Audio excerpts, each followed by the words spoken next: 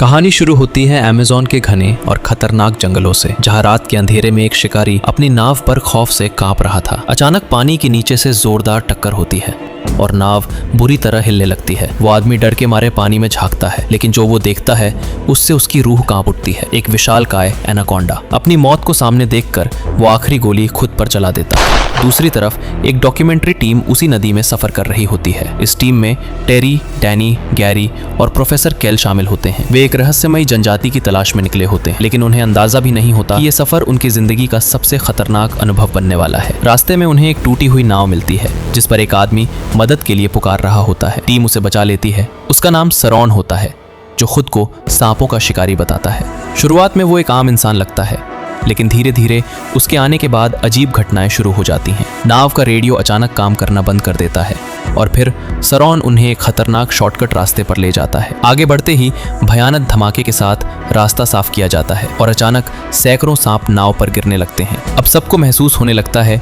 कि वे किसी बहुत बड़े खतरे में हैं। कुछ समय बाद उन्हें एक पुरानी और वीरान नाव दिखाई देती है। जैसे ही कैप्टन वहां नीचे उतरता है, पानी के अंदर से एक विशाल एनाकोंडा निकलता है और उसे जिंदा निकल जाता है। ये देखकर पूरी टीम दहशत में आ जाती है। इसके बाद सरॉन अपनी असली नीयत सामने रखता है।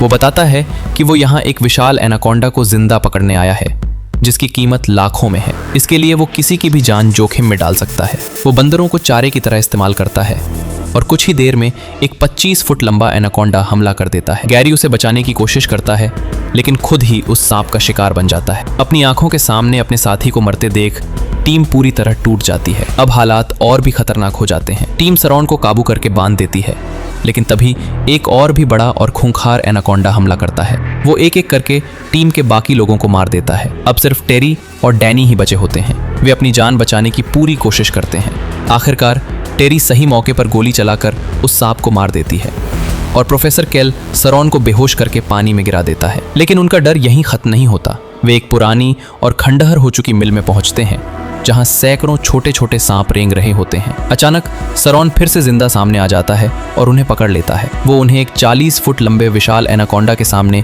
चारे की तरह छोड़ देता है। जैसे ही वो खौफनाक राक्षस अंदर आता है, हालात और भी डरावने हो जाते हैं। लेकिन इस बार किस्मत साथ देती है और वही सांप सरॉन को ही अपना शिकार बना लेता है। इस मौके का फायदा उठाकर टेडी और डैनी वहां से निकलते हैं और एक जाल तैयार करते हैं। एक जोरदार धमाके के साथ वे उस विशाल एनाकोंडा को हमेशा के लिए खत्म कर देते हैं। आखिरकार वे इस खतरनाक सफर से जिंदा बच निकलते हैं। लेकिन इस अनुभव ने उन्हें हमेशा के लिए बदल दिया। उन्हें समझ आ जाता है कि अमेज़न के जंगल में इंसान नहीं, बल्कि मौत का राज चलता है। अगर आपको ये कहानी पसंद आई हो तो वीडियो को लाइक करें और चैनल को सब्सक्राइब करना न भूलें।